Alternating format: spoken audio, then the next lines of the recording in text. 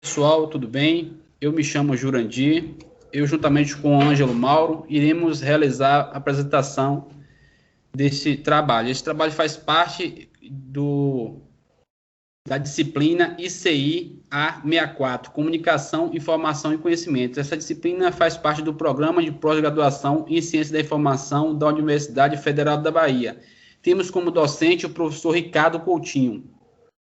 Iremos apresentar alguns pontos importantes desse artigo aqui, denominado de O Acesso Aberto ao Conhecimento Científico, o papel da Universidade Brasileira. Temos como autora a senhora Sandra Lúcia Rebel Gomes. A autora traz um ponto significativo no seu artigo, que trata sobre a crise dos periódicos científicos. Essa crise ela foi instaurada em 1970.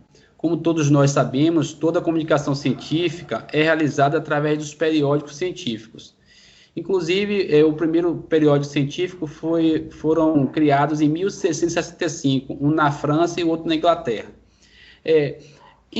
Antes de 1970, os periódicos eram comprados sem muitas dificuldades pelas bibliotecas universitárias. A partir de 1970 até 1980, esses valores foram subindo gradativamente. Inclusive, esses valores eram maiores do que a inflação do momento. Então, as bibliotecas sentiram dificuldades em manterem as suas coleções e atenderem às demandas de seus usuários.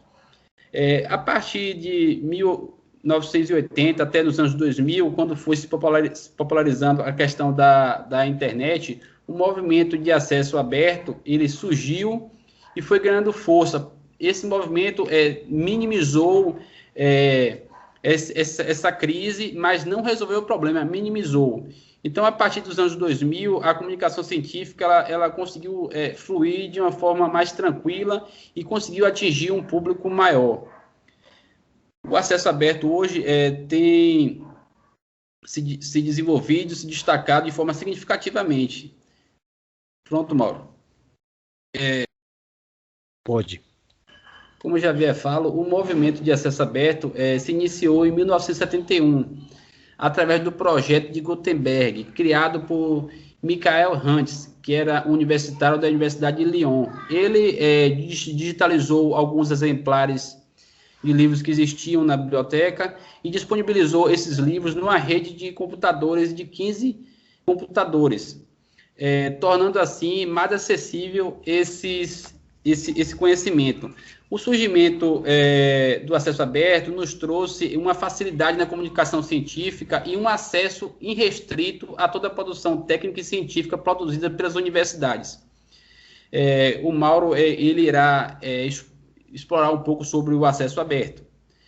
Inclusive, esse projeto de Gutenberg ainda está em atividade através desse endereço aqui embaixo como fonte, http://www.gutenberg.org.br. Então, o projeto de acesso aberto, ele vem através das bibliotecas digitais, dos repositórios e das revistas eletrônicas. Como nós sabemos, os periódicos científicos, eles passam por um sistema de avaliação por pares, que é também conhecido como sistema de arbitragem, ou referee system. Esse sistema ele serve para avaliar e validar o conhecimento científico produzido pelo pesquisador. Dentro desse processo de avaliação, existem dois atores que são muito importantes. O editor científico, que dá início e fim ao processo, e o avaliador, quem elabora o parecer.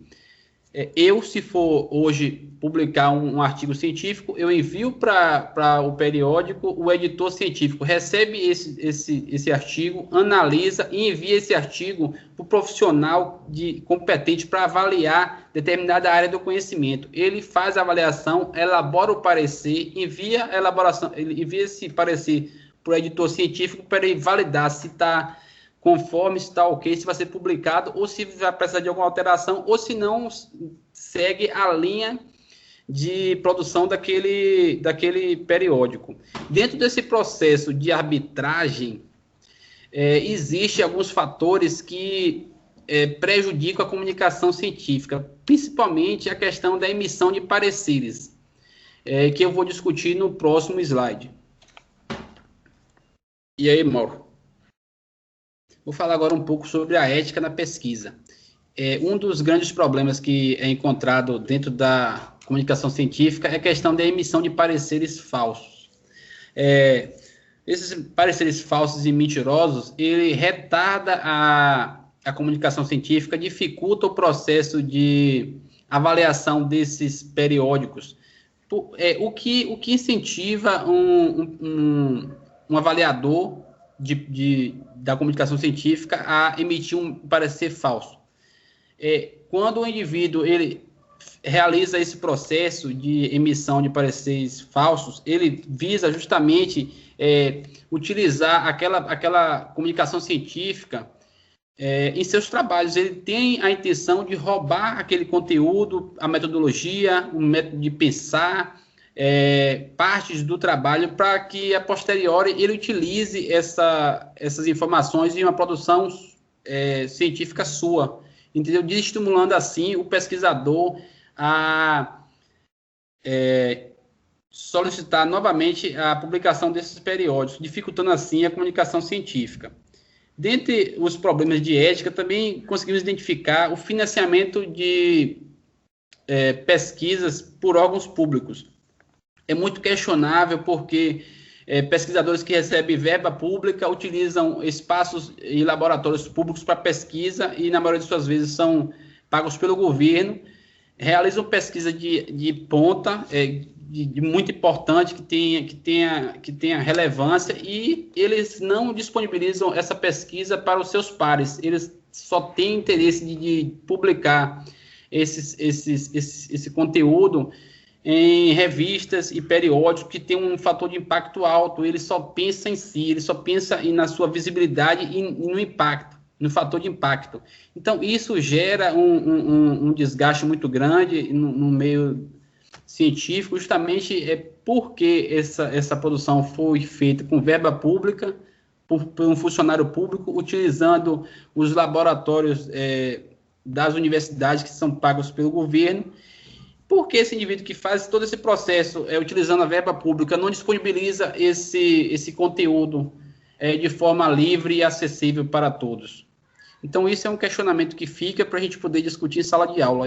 E também ele visa só o interesse próprio, ele não visa o interesse da instituição e o interesse da comunicação científica, que é o fator primordial do nosso meio científico, né? Criar um conteúdo que tenha relevância e que seja disponibilizado para os pares, que seja disseminado. Então, essa questão ética é muito interessante que seja abordado e que seja discutido para verificar a melhor forma de tentar resolver, ou se não minimizar esse problema. Bom, a avaliação dos periódicos tem diversidade de jeitos de se fazer. Alguns periódicos são avaliados pelas citações, outros periódicos são avaliados pela indexação em bases de dados especializadas, outros periódicos são avaliados por critérios nacionais. Para o caso brasileiro, existe uma plataforma que é o Qualis, o qual deu início no ano 1977, e seu sistema atual de avaliação foi aplicado a partir do ano 2007. Nesse caso, é uma avaliação por critérios nacionais. Essa avaliação inclui umas estratificações. Há o extrato A1, de qual não pode ser mais do 25% das revistas, o extrato A2 e B1, o qual, na suma do A1 mais A2 mais B1, não pode ser superior a 50% das revistas, e não pode haver mais revistas do A1 que revistas do A2.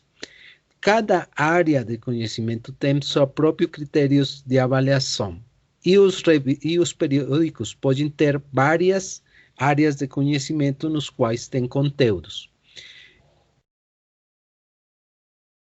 O sistema Qualis é somente para avaliar os periódicos dos programas de pós-graduação do Brasil. Somente para os periódicos da pós-graduação, não dá para outros jeitos, outros tipos de revista. Então, nesses tipos de revista, cada revista é avaliada na sua área de conhecimento por especialistas da área que tem uma listagem de critérios em cada área que tem que ser cumprida pela revista. As revistas que não têm nenhuma pontuação, que não cumprem nenhum critério, são classificadas no extrato C. A outra questão que está tratando a autora no artigo é a questão da cadeia de produção de conhecimento na ciência. O que acontece? A cadeia de formação, como nós estamos olhando na gráfica, consta de 3 partes. Para que a informação científica possa chegar ao público, não é uma coisa que eu quero publicar uma coisa e já foi. Não. Primeiro tem que ser produzida. Essa produção, que pode ser feita pelo pesquisador ou pode ser feita por uma instituição pública, vai a ser submetida a uma revista que tem um par, como já falou Jurandir, e que esse par dá sua aprovação. Mas a questão aqui é quem está dando o dinheiro para que essa produção seja feita. No caso dos programas de pós-graduação, a maioria, se não todo, o dinheiro está sendo dado pelo Estado. E as revistas podem ter interesses particulares na venda dessas publicações ou alguns outros critérios de aquisição desse conhecimento. Então, como essas revistas, esses intermediários, geralmente não são quem estão financiando a produção do conhecimento científico, mas sim são os responsáveis pelas publicações desse conhecimento científico. Eles podem fazer uma filtragem do que é publicado e o que não é publicado. E o público não necessariamente está recebendo toda a informação que está sendo gerada pelos pesquisadores nas suas diversas pesquisas, que estão sendo financiadas com impostos que são pagados pela população. Então, esse problema, essas contradições que se geram aí, são as contradições que dão o advenimento do movimento de acesso aberto à informação. No ano 2001, dá início ao processo do movimento de acesso aberto à informação. Então, ali se fixam 2 vias para fazer realidade esse movimento aberto. Uma é chamada já Via Verde, que é assim: cada universidade vai ter seu repositório, no qual vai a disponibilizar, por meios gratuitos na internet, a produção científica de seus pesquisadores. Essa é a Via Verde, repositórios institucionais. Cada instituição tem seu repositório, não precisa qualificação, não precisa ser avaliado por pares, simplesmente estou produzindo isso e estou disponibilizando imediatamente produzido. Isso quita todo aquele critério de que tem que ter uma conveniência econômica. A outra via que é proposta nesse movimento de acesso aberto à informação científica é as revistas científicas das produtoras da informação, especificamente das universidades. Então, cada universidade, pelas suas áreas de pesquisa, vai gerar suas próprias revistas de conhecimento. Isso gera tanto vantagens como desafios a ser resoltos. Então, qual é a vantagem de ter um repositório institucional? Que minha geração de conhecimento está sendo disponibilizada, está sendo disposta para o público, sem arbitragem alguma. qual é o desafio aí? Que essa produção tem que manter uma qualidade para que o público esteja compartilhando esse conhecimento. O outro desafio é o custo que tem manter esses repositórios institucionais, porque nada é de graça. Então, temos um custo, temos que manter uma qualidade e temos que manter umas vias para que nossos estudantes e os estudantes das outras universidades possam acessar essa informação. Com as revistas científicas, a vantagem é que eu posso, do mesmo jeito, ubicar a meus pesquisadores, dar maior relevância a um pesquisador. Podemos, como no caso do Qualis, organizar essas classificações nacionais e dar maior relevância a alguns de nossos pesquisadores. O desafio é manter essa qualidade nessas revistas. E o outro desafio é convidar a outros pesquisadores, que não sejam somente aqueles que estão sendo financiados pelas universidades, para apresentar seus resultados de pesquisa em nossas publicações. Do termo geral, um movimento aberto propõe a disponibilidade gratuita na internet dos conteúdos, permitindo qualquer usuário ler, baixar, copiar, distribuir, imprimir, buscar ou usar essa literatura para qualquer propósito legal, sem uma barreira financeira, legal ou técnica, não somente com ter acesso à internet.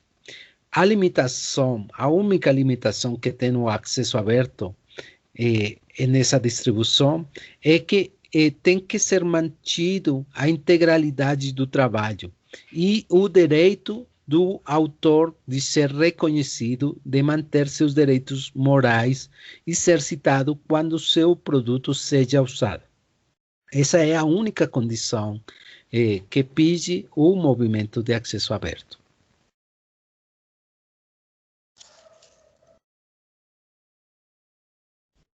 Sim, pessoal. A autora nos traz a refletir muito sobre a comunicação científica. Entre os destaques está o movimento de acesso aberto. Ela preconiza que o conhecimento, quando é produzido com verba pública, deverá estar disponível sem limitações. Isso é o objetivo do movimento de acesso aberto. Pessoal, aqui vamos finalizar a nossa apresentação. Agradecemos a todos pela atenção e vamos ler essa frase aqui que tem muito a ver com a produção desse trabalho, né? Quando o conhecimento é produzido com verba pública, deverá estar disponível sem limitações. Isto é o objetivo do movimento AA. Obrigado, pessoal. Aqui segue as referências. Boa noite. Boa noite. Obrigado.